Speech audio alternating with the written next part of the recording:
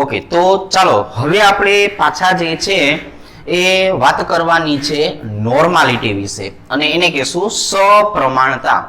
આપણે સાંદ્રતાના એકમો ધીરે ધીરે જે છે એ સમજવાની શરૂઆત કરીએ છીએ. આ સાંદ્રતાના એકમો જે છે એની અંદર આપણે શેની ચર્ચા કરેલી હતી? તો કે પેલા મોલારિટી કેપિટલ M શીખા, પછી આપણે મોલાલિટી શીખા અને હવે આજે આપણે વાત કરવાની છે નોર્માલિટી વિશે.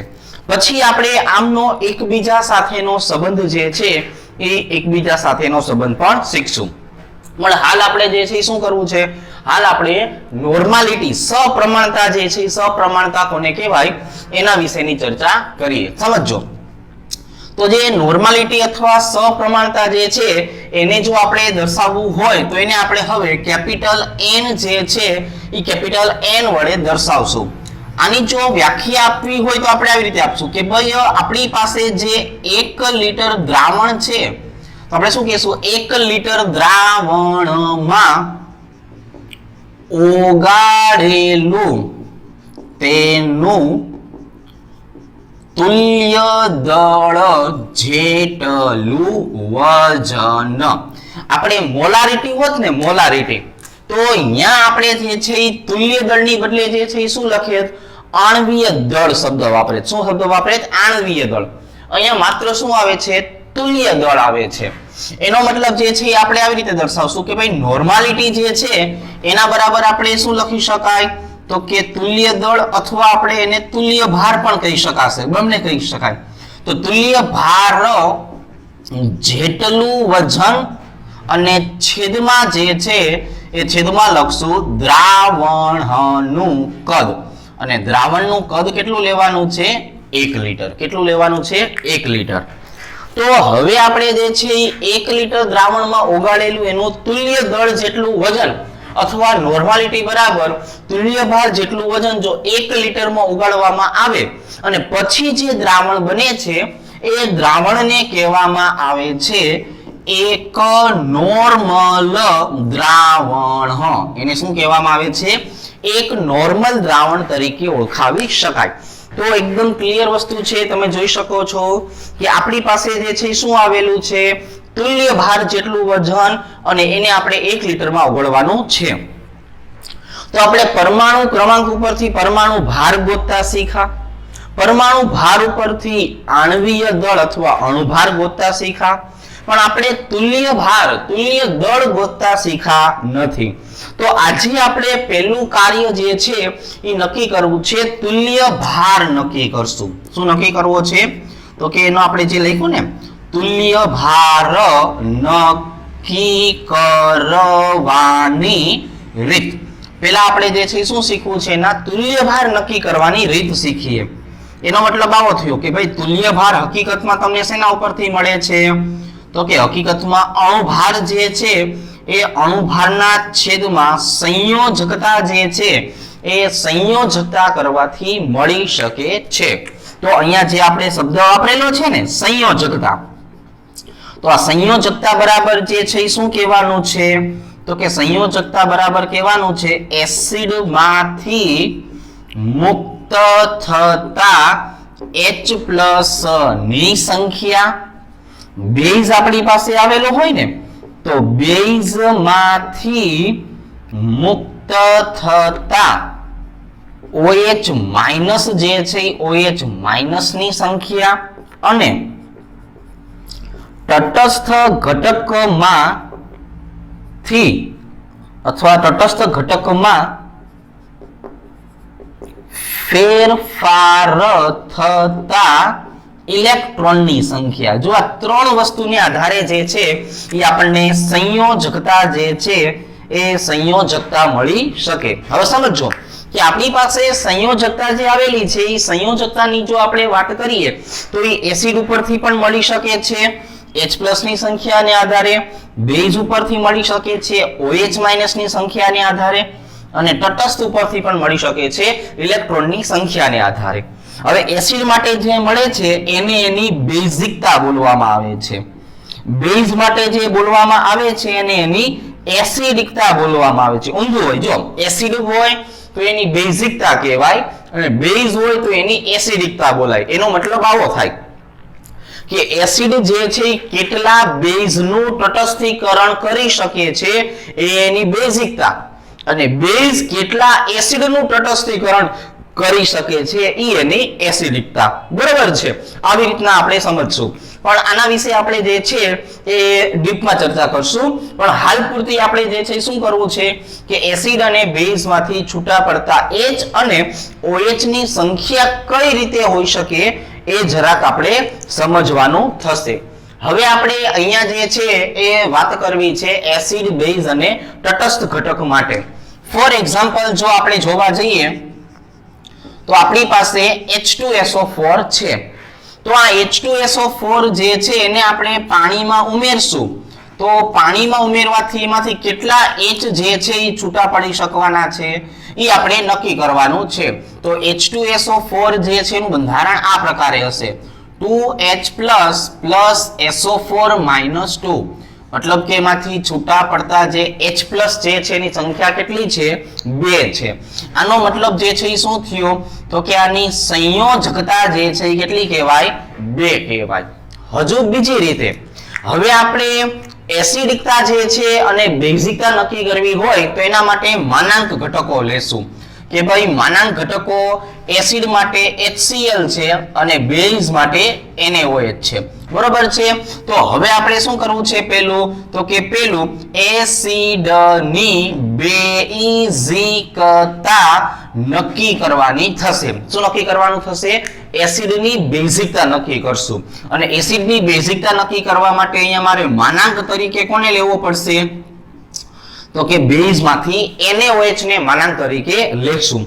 હવે આનો એક સાદો મતલબ છે. જો માનાંક તરીકે આપણે NaOH લઈએ છીએ એનો મતલબ એવો થયો કે એસિડનો હું એક જ અણુ લઈશ પણ કેટલા NaOH સાથે પ્રક્રિયા કરી શકે છે, જેટલા NaOH ની સાથે પ્રક્રિયા કરે કે નહીં એ એની સંયોજકતા કહેવાય. ફોર એક્ઝામ્પલ જે છે એ આપણે HNO3 લઈએ તો HNO3 ની પ્રક્રિયા આપણે NaOH ની સાથે કરીએ તો શું થશે જોવો જોઈએ કે આ હાઇડ્રોજન જે છે એના OH સાથે જોડાય એટલે શું બની જાય પાણી, અને આ સોડિયમ જે છે એ NO3 સાથે જોડાય એટલે શું બની જશે સોડિયમ નાઇટ્રેટ. એટલે આપણે એવું શીખેલા છીએ કે ભાઈ એસિડની પ્રક્રિયા બેઝ સાથે કરો એટલે એનાથી જે છે એ ક્ષાર વત્તા પાણી મળે. આપણને શું મળવાનું છે? ક્ષાર વત્તા પાણી.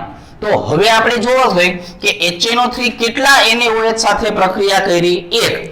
હવે હું આમે કહી શકું ને કે HNO3 નું હું બંધારણ લઉં તો એમાંથી છૂટા પડતા H ની સંખ્યા જે છે એ કેટલી છે તો કે 1 જ છે.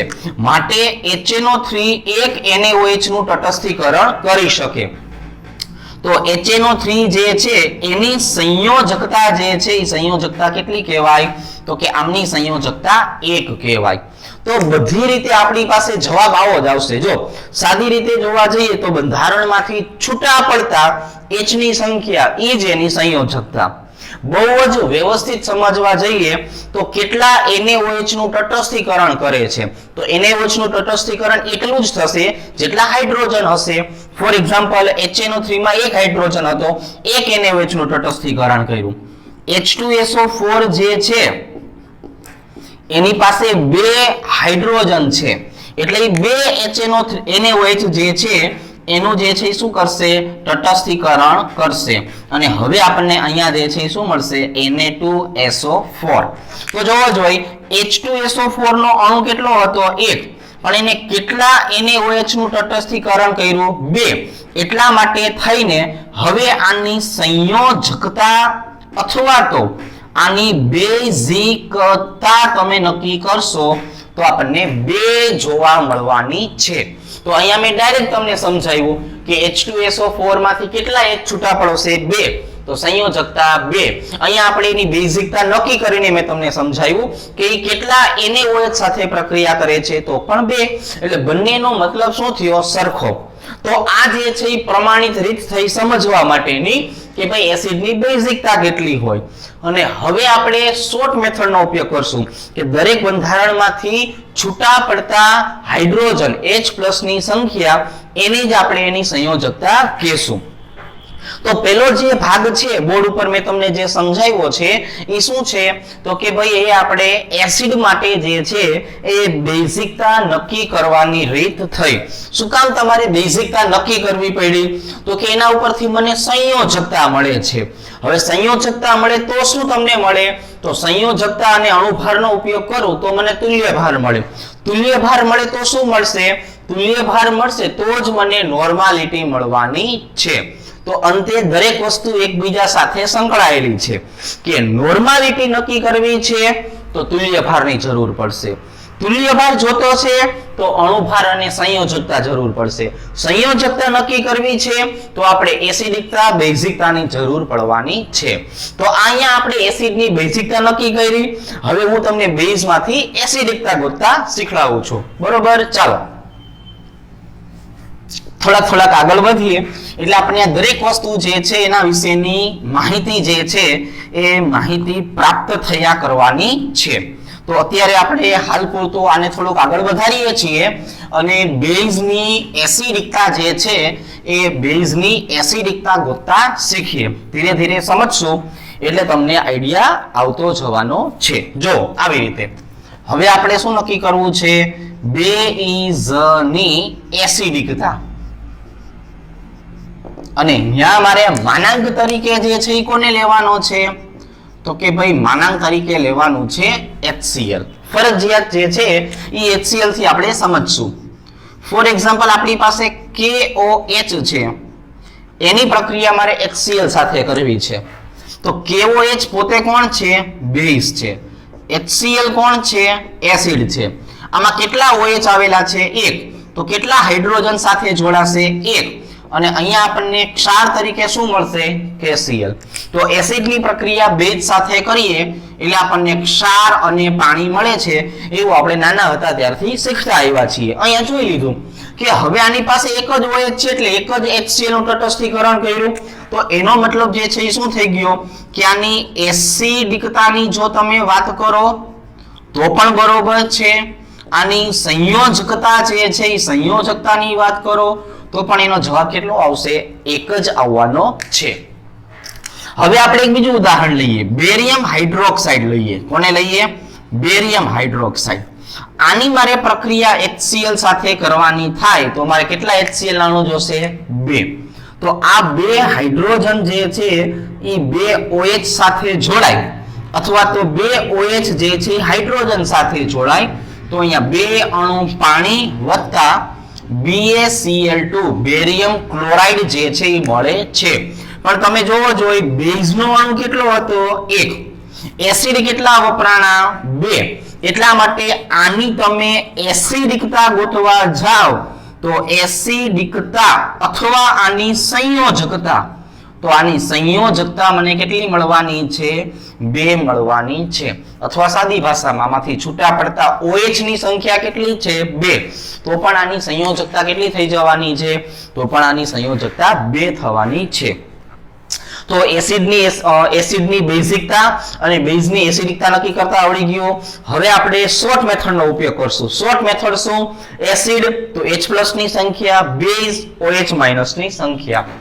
હવે મારે વાત કરવી છે તટસ્થ ઘટકના ઇલેક્ટ્રોનનો ફેરફાર. હવે તટસ્થ ઘટક જે છે એના ઇલેક્ટ્રોનનો ફેરફાર મારે નક્કી કરવો છે તો એના માટે જે છે એ આપણે આવી રીતે સમજીએ. ફોર એક્ઝામ્પલ આપણી પાસે એક બંધારણ છે Al2SO4 ટ્વાઇસ. આ ભાઈબંધનું નામ છે એલ્યુમિનિયમ સલ્ફેટ. અને આપણે એલ્યુમિનિયમ સલ્ફેટ તરીકે ઓળખાવી શકાય. હવે આ જે એલ્યુમિનિયમ સલ્ફેટ જે છે એની જો વાત કરીએ તો આનું આપણે જે છે એ શું કરશું આયનીકરણ કરશું. આયનીકરણમાં ચોકડી ગુણાકાર થાય આ 3 અને આ 2 નો. 3 જે છે એ ઉપર જાય 2 જે છે એ આ બાજુએ જાય. બરોબર છે એટલે કઈ રીતે સમજો આ 2 એની સંખ્યા છે આ 3 એની સંખ્યા છે પણ વીજભાર જે છે એ ક્રોસ થશે આવી રીતે કે ભાઈ અહીંયા મને મળશે 2 અને એલ્યુમિનિયમ જે છે એનો વીજભાર કેટલો આવશે +3 એલ્યુમિનિયમ +3 હોય અહીંયા બગડો જે છે એ અહીંયા ક્રોસ થશે એટલે +3 એની સંખ્યા છે, પણ SO4 જે છે એનો વીજભાર કેટલો છે તો કે એનો વીજભાર તમે ગોતવા જશો કે નહીં તો વીજભાર જોવા મળશે -2. કેટલો જોવા મળશે? -2. હવે આ અથવા આ બેમાંથી કોઈ પણ એકને લેવાનું છે અથવા બંનેને તમે લઈ શકો છો.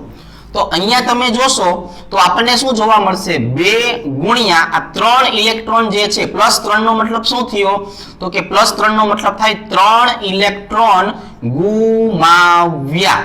તો ટોટલ ઇલેક્ટ્રોન કેટલા થયા? 6. બરોબર? અહીંયા પ્લસ માઇનસ લખવાનું નથી. અહીંયા તમે જો અહીંયા શું લખશું? 3 ગુણ્યા -2 એટલે અહીંયા શું સમજવાનું? 2 ઇલેક્ટ્રોન સ્વીકાર્યા.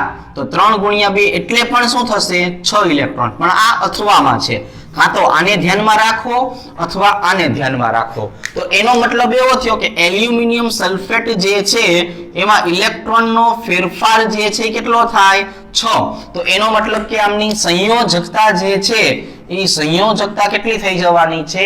6. કેટલી થવાની છે? 6. તો જોવો જોઈએ ચોકડી ગુણાકાર વાળું ઉદાહરણ સમજમાં આવ્યું. હજુ એક ઉદાહરણ તમને જે છે આવી રીતે સમજાવું છું. એ ચોકડી ગુણાકાર વાળું ઉદાહરણ એને આધારે જે છે એ તમે સમજજો. બરોબર?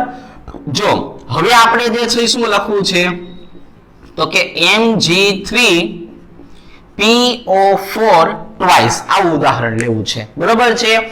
આને જે છે શું કહેવામાં આવે છે? Magnesium phosphate. આને આપણે જે છે એ મેગ્નેશિયમ ફોસ્ફેટ તરીકે ઓળખાવી શકાય. હવે આ બે જે છે એ ક્યાં આવશે? આ બાજુએ. અને 3 જે છે એ ક્યાં આવશે? આ બાજુએ. એટલે 3 એની સંખ્યા છે પણ મેગ્નેશિયમનો વીજભાર કેટલો હોય? +2 વત્તા 2 એની સંખ્યા છે પણ PO4 જે છે એનો વીજભાર કેટલો હોય? -3. સમજણ પડી ગઈ?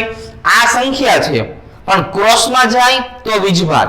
તો જે ઘટક સાથે જોડાયેલા છે 3 મેગ્નેશિયમ, તો 3 મેગ્નેશિયમની સંખ્યા પણ અહીંયા ક્રોસમાં શું આવ્યું? 2. તો 2 એનો વીજભાર થયો. હવે મારે આ બંનેને આધારે નક્કી કરવું છે તો અહીંયા શું લખશું? 3 ગુણ્યા 2 ઇલેક્ટ્રોન ગુમાવ્યા.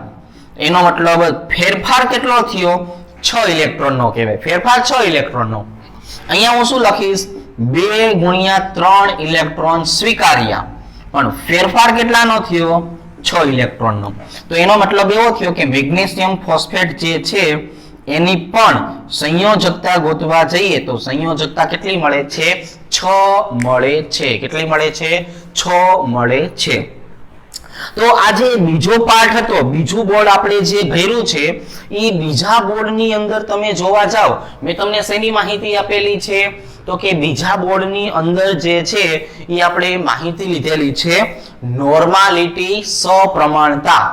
તો નોર્માલિટી અથવા સપ્રમાણતા જે છે એની જો વાત કરીએ તો એને તમે આવી રીતના જે છે દર્શાવી શકો છો. તો હવે તમને જે છે એ ટૂંકમાં માહિતી જે છે એ મળી ગઈ છે કે આપણે જે છે એ આટલું કાર્ય કરવાનું છે. કયું? તો કે એસિડ હોય એમાંથી H+ ની સંખ્યાને જોવાનું, બેઝ હોય તો એમાંથી OH- ની સંખ્યા જોવાની, અને કોઈ તટસ્થ ઘટકો હોય તો એમાં ફેરફાર થતા ઇલેક્ટ્રોનની સંખ્યા જોવાની થશે. બરોબર છે? તો આવી રીતે જે છે આપણે એસિડ, બેઝ અને તટસ્થ ઘટક જે છે એના માટેની વાત કરી શકાય છે. તો તમને અહીંયા સુધીની સમજણ પડી ગઈ છે.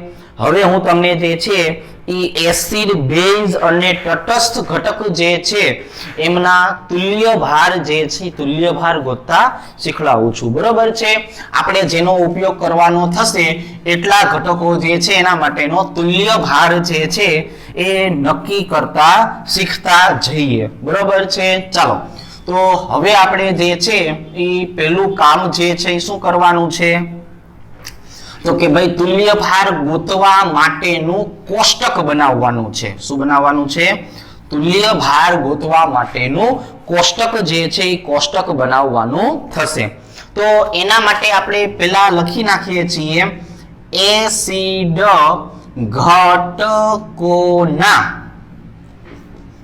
તુલ્ય ભાર. પણ હવે જો હવે આપણે જે એસિડ ઘટકોના તુલ્ય ભારની વાત કરવાની છે એમાં આવી રીતે પણ જોશું કે ઘણી વખત હાઇડ્રોજન ઘણા બધા હશે પરંતુ એવા જ હાઇડ્રોજન મુક્ત થઈ શકશે જે ઓક્સિજન સાથે જોડાયેલા હોય એટલે આપણે લખી નાખીએ છીએ ઓક્સિજન સાથે જોડાયેલા H+ જ મુક્ત થઈ શકે છે હાઇડ્રોજન જો ઘણા બધા હશે પણ હાઇડ્રોજન સાથે જે છે જો ઓક્સિજન જોડાયેલો હોય કે નહીં તો એ ઓક્સિજન સાથે જોડાયેલા જ હાઇડ્રોજન મુક્ત થઈ શકવાના છે એટલે એક નાનકડી વસ્તુ આપણે એ પણ યાદ રાખવાની થશે તો અહીંયા જે છે હું શું લખી નાખું છું તો કે અહીંયા લખી નાખું છું જે તે એસિડ આ એસિડ જે છે એ લખ્યા પછી અહીંયા જે છે આપણે લખવાનો છે એ એસિડ જે છે એનો અણુભાર જે છે એના ભાગ્યા અહીંયા આપણે લખવાની છે એની સંયોજકતા કાઉન્સમાં H+ ની સંખ્યા બરાબર જે મને મળવાનું છે એને કહેવાનું છે એનો તુલ્ય ભાર બરોબર છે અને હવે આ બાજુએ જોવા જઈએ તો આ બાજુએ આપણે એવા એસિડ ઘટકો જે છે એના બંધારણ જે છે એ બંધારણ બનાવશું એટલે તમને ખ્યાલ આવે કે કયા હાઇડ્રોજન છૂટા પડે છે કયા હાઇડ્રોજન છૂટા પડતા નથી ચલો ધીરે ધીરે એક લખીએ HCl એક લખીએ HNO3 એક લખીએ H2SO4 એક લખીએ CH3COOH એક જે છે એ લખીએ H2C2O4 into 2H2O oxalic acid એક લખીએ H3PO4 એક લખીએ H3PO3 અને એક લખીએ H3PO2 આટલા ઘટકો ચાલો બધાના નામ જે છે આપણે બોલતા જશું હાઇડ્રોક્લોરિક એસિડ તો હાઇડ્રોક્લોરિક એસિડ જે છે એની જો આપણે વાત કરીએ તો આ હાઇડ્રોક્લોરિક એસિડ જે છે એના માટે આપણે શું કરશું તો કે ભાઈ એના માટેની જો ચર્ચા કરીએ તો એને આપણે આવી રીતે દર્શાવશું કે એનો અણુભાર જે છે એ કેટલો છે અણુભાર છે 36.5 હવે આમાંથી આપણને દેખાય છે કે છૂટા પડતા H ની સંખ્યા કેટલી છે 1 એટલે અણુભાર ભાગ્યા સંયોજકતા તો એનો જવાબ જે છે એ કેટલો આવવાનો છે તો કે તુલ્ય ભાર પણ અણુભાર જેટલો જ જોવા મળે છે તો અહીંયા આપણે જે છે એ શું કર્યું તો કે અહીંયા આપણે જે છે એ દરેકે દરેક ઘટક જે છે એને જો આપણે દર્શાવતા જઈએ તો આપણને જે છે આ બધી જ માહિતી જે છે એ મળતી જવાની છે હવે HNO3 ની જો વાત કરીએ તો એનો અણુભાર કેટલો છે 63 એમાં તમે જોઈ શકો છો છૂટા પડતા H ની સંખ્યા કેટલી આવી 1 જ છે તો એનો મતલબ એનો પણ તુલ્ય ભાર કેટલો હશે અણુભાર જેટલો જ બરોબર છે હવે જો અહીંયા હાઇડ્રોજન ની સંખ્યા 1 જ છે એટલે હું બંધારણ દર્શાવતો નથી કેમ કે જે હાઇડ્રોજન છે એ જ હાઇડ્રોજન છૂટા પડવાના છે હવે અહીંયા જો H2SO4 એનો અણુભાર કેટલો હતો 98 પણ હાઇડ્રોજન કેટલા આવેલા છે 2 તો અહીંયા હું 2 અણુ લખું તો 98 ભાગ્યા 2 તો અહીંયા જવાબ કેટલો આવશે 49 હવે જો H2SO4 જે છે એની જો ચર્ચા કરીએ તો એનું બંધારણ આ પ્રકારે હોય H ડબલ બંધ S ડબલ બંધ O અહીંયા આવી જશે OH અહીંયા આવી જશે OH અને અહીંયા આવી જશે ફરીથી દ્વિબંધ તો આ બંને હાઇડ્રોજન જે છે એ બંને હાઇડ્રોજન છૂટા પડી શકવાના છે એસિડિક એસિડ ની વાત કરીએ તો અણુભાર કેટલો છે 60 પણ હાઇડ્રોજન તમે જો અલગ અલગ પ્રકારના છે 3 અહીંયા છે 1 અહીંયા છે તો એસિટિક એસિડ જે છે એનું બંધારણ આપણે દોરવા જઈએ તો આવી રીતે દોરશું કે ભાઈ બંધારણ આમ છે જો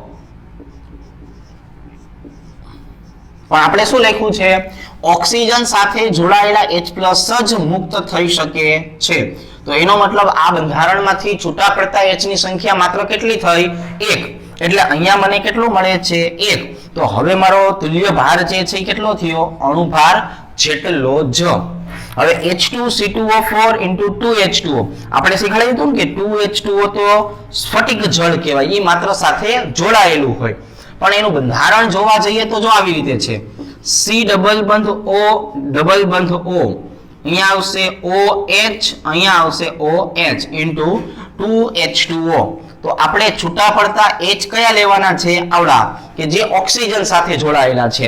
આને માત્ર સ્ફટિક જળ કહેવાય. શું કહેવાય? સ્ફટિક જળ. તો સ્ફટિક જળ જે છે એમાંથી હાઇડ્રોજન જોવાના નથી. એટલે આનો પોતાનો અણુભાર જે છે એ કેટલો છે? 126. પરંતુ એની સંયોજકતા કેટલી નીકળી? 2. કેમ કે આ 2 હાઇડ્રોજન જે છે એ છૂટા પડી શકે છે. એટલે આપણે અહીંયા જવાબ કેટલો આવશે? 63 જવાબ જે છે એ 63 જવાબ આવશે. હવે આ છે H3PO4. આનો અણુભાર કેટલો છે? 98. પરંતુ એનું બંધારણ જોવા જઈએ તો આવી રીતે હશે. જો કે ભાઈ H3PO4 ની વાત કરીએ તો એક ઓક્સિજન જે છે દ્વિબંધથી જોડાયેલો હશે.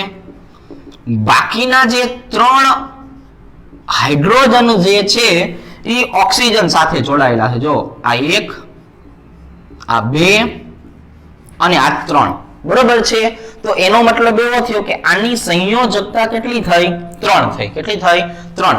એટલે 98 ભાગ્યા 3 આપણે કરશું કે નહીં, એટલે આપણને જવાબ મળવાનો છે 32.67, જેને આપણે નિયરલી ઇક્વલ ટુ 33 પણ લઈ શકાય. હવે અહીંયા જે આવેલું છે એને કહેવાનું છે ફોસ્ફરસ એસિડ. આ જે બંધારણ હતું એનું નામ જે છે એ છે ફોસ્ફોરિક એસિડ છે. અહીંયા જે મેં તમને બંધારણ દર્શાવ્યું છે એનું નામ શું છે? ફોસ્ફોરિક એસિડ છે. હવે લખવું છે H3PO3, જેને કહેવાનું છે ફોસ્ફોરસ એસિડ. હવે જો ફોસ્ફરસ એસિડ છે એનું બંધારણ આવી રીતે છે કે એક ઓક્સિજન ડબલ બોન્ડથી જોડાઈ જશે. હવે એક વયો ગયો, વધ્યા કેટલા? 2. તો 2 વધ્યા એનો મતલબ આવો થયો કે ભાઈ ઓક્સિજન જે છે એ 2 છે, તો એક હાઇડ્રોજન સીધો ફોસ્ફરસ સાથે જોડાશે. જો તો છૂટા કયા પડી શકશે? આ 2. અહીંયા છૂટા પડી શકતા નથી, કારણ કે બંનેની જે છે વિદ્યુત ઋણતા સમાન હોય છે. તો હવે આની જો વાત કરીએ તો આનો અણુભાર કેટલો છે? 82. એમાંથી છૂટા પડતા H કેટલા મળ્યા? 2. તો હવે મને જે છે એ તુલ્ય ભાર કેટલો મળવાનો છે? તુલ્ય ભાર મળશે 41. બરોબર. ચલો હવે હાઇપોફોસ્ફરસ એસિડ ની જો આપણે વાત કરીએ તો એનું બંધારણ અહીંયા દર્શાવું છું. H3PO2, જેનું નામ શું છે? હાઇપોફોસ્ફરસ એસિડ. હવે જો હાઇપોફોસ્ફરસ એસિડ જે છે એની ચર્ચા કરીએ તો જો આવી રીતે P ડબલ બંધ O, એક ઓક્સિજન ક્યાં વયો ગયો? ડબલ બંધથી. વધ્યા કેટલા? 1 જ. અને હવે તમે જોવા જાવ તો આવી રીતે મળે કે અહીંયાથી તમને છૂટા પડતા હાઇડ્રોજનની સંખ્યા કેટલી છે? 1 જ છે. તો અહીંયા તમે શું લખશો? 1. અને અહીંયા જે છે એ લખવાનું છે 66. કમ્પ્લીટ. ખ્યાલ આવી ગયો? તો હવે અહીંયા તમે જોવો જોઈએ, અહીંયા આપણને જે છે એ શું ખબર પડી? તો કે અહીંયા આપણને ખબર પડી છે કે આમની અંદર છૂટા પડતા H જે છે એની સંખ્યા જો આપણે નક્કી કરવાની થાય તો છૂટા પડતા H જે છે એની સંખ્યા કેટલી થાય? તો કે આવી રીતે જે છે આપણે નક્કી કરી શકાય છે. બરોબર છે. અને હવે આપણે જે છે એ જો આગળ ઉપર ચર્ચા કરીએ તો બેઝ માટેની ચર્ચા કરશું. શેની ચર્ચા કરશું? બેઝ જે છે એ બેઝ માટેની ચર્ચા કરવાની થશે. આ બધી ચર્ચા આપણે એસિડ માટે કરેલી છે. શેના માટે કરેલી છે? એસિડ માટે. હવે આપણે બેઝ માટે ચર્ચા કરવાની થશે. તો હવે આને હું જવા દઉં છું અને હવે આપણે વાત કરીએ છીએ બેઝ ઘટકો અને તટસ્થ ઘટકો જે છે એમના માટેના તુલ્ય ભારની. શેની ચર્ચા કરશું? બેઝ અને તટસ્થ ઘટકો જે છે એના તુલ્ય ભાર જે છે એની ચર્ચા કરવાની થશે. તો ધીરે ધીરે આ જ મેથડ થી આપણે જે છે એ બેઝ અને તટસ્થ ઘટક જે છે એમના તુલ્ય ભાર જે છે એ તુલ્ય ભાર નક્કી કરવાના થશે. એ પણ તમે જોશો એટલે તરત જ તમને આઈડિયા આવી જવાનો છે. તો અહીંયા આપણે હવે શું લખીએ છીએ? બેઝ ઘટકોના તુલ્ય ભાર. આવી રીતે ફરીથી એક વખત અહીંયા આપણે લખવાનું છે બેઝ, અહીંયા આપણે લખવાનું છે ઈ બેઝ નો અણુભાર ભાગ્યા અહીંયા આપણને મળશે એમની સંયોજકતા, બરાબર આપણને મળવાનો છે તુલ્ય ભાર, બરાબર છે। અને સેમ વસ્તુ અહીંયા આપણે જે છે શું લખી નાખવાનું છે, તટસ્થ ઘટકના તુલ્ય ભાર। તો સેમ વસ્તુ અહીંયા આપણે લખશું તટસ્થ ઘટક, અહીંયા આપણે લખવું છે અણુભાર, અહીંયા લખવું છે એમની સંયોજકતા અને બરાબર આપણને મળવાનું છે એમનો તુલ્ય ભાર, બરાબર। ચાલો બધી વસ્તુ આપણી પાસે હવે તૈયાર છે।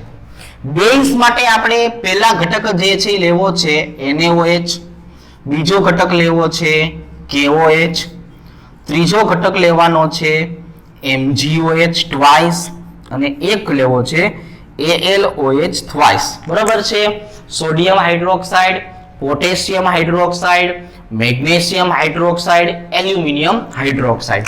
અણુભાર જે છે એ જોવા જઈએ તો અણુભાર કેટલો થશે 40। હવે જો તમે જોઈ શકો છો કંઈથી છૂટા પડતા OH ની સંખ્યા કેટલી મળે છે, મને 1 મળે છે। કેટલી મળે છે 1। તો એનો મતલબ એવો થયો કે હવે મને અહીંયા તુલ્ય ભાર પણ કેટલો મળશે 40। કેટલો મળશે 40। KOH ની વાત કરીએ તો એનો અણુભાર કેટલો છે 56, પણ છૂટા પડતા OH ની સંખ્યા અહીંયા પણ કેટલી છે 1 જ છે, એટલે આનો પણ તુલ્ય ભાર કેટલો થઈ જાય 56। MgOH ટ્વાઇસ ની વાત કરીએ તો એનો અણુભાર કેટલો હતો 58 હતો, પણ તમે જોઈ શકો છો કે OH ની સંખ્યા કેટલી દેખાય છે 2। તો એનો મતલબ જે છે એ શું થયો કે અહીંયા આપણે છૂટા પડતા જે છે એની સંખ્યા જોવા જઈએ તો એ કેટલી મળવાની છે આપણને, તો કે એની સંખ્યા 2 મળશે। એટલે આપણે આનો તુલ્ય ભાર જે છે એ જોવા જઈએ તો એ કેટલો મળશે 29 જે છે એ 29 મળશે। એલ્યુમિનિયમ હાઇડ્રોક્સાઇડ ની વાત કરીએ તો એનો જે છે અણુભાર કેટલો હતો 78, પરંતુ તમે જો છૂટા પડતા H ની સંખ્યા કેટલી છે 3, તો અહીંયા છૂટા પડતા H ની સંખ્યા આપણે કેટલી લખશું 3 લખશું, એટલે આપણને અહીંયા એનો તુલ્ય ભાર કેટલો મળશે 26 જે છે એ 26 મળશે।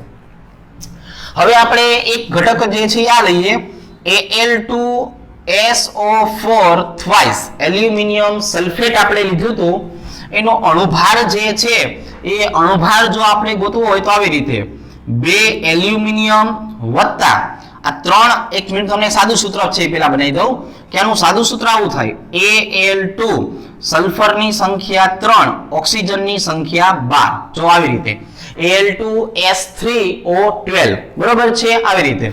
હવે આપણે આની જો ચર્ચા કરવાની થાય તો શું કરશું, 2 મૂકવાના એલ્યુમિનિયમ વત્તા 3 મૂકવાના સલ્ફર વત્તા 12 મૂકવાના ઓક્સિજન, એટલે એલ્યુમિનિયમ કેટલા છે 27, સલ્ફર કેટલા છે 32 અને ઓક્સિજન કેટલા છે 16। આ બધાનો ગુણાકાર અને સરવાળો કરશો એટલે જવાબ આવશે 342 ગ્રામ પ્રતિ મોલ। કેટલો આવશે 342 ગ્રામ પ્રતિ મોલ। તો અણુભાર કેટલો છે આનો, અણુભાર છે 342। હમણાં થોડીક વાર પહેલા એની સંયોજકતા ગોતતા શીખાતા, કેટલી મળી હતી 6, અને હવે આપણે આનો ભાગાકાર કરશું એટલે આપણને જવાબ જે છે એ કેટલો મળવાનો છે, તો કે એનો તુલ્ય ભાર આપણને મળશે 57। કેટલો મળવાનો છે 57 જે છે એ 57 મળશે। હવે બીજો એક ઘટક લઈએ જેને આપણે નામ આપવાનું છે સોડિયમ કાર્બોનેટ।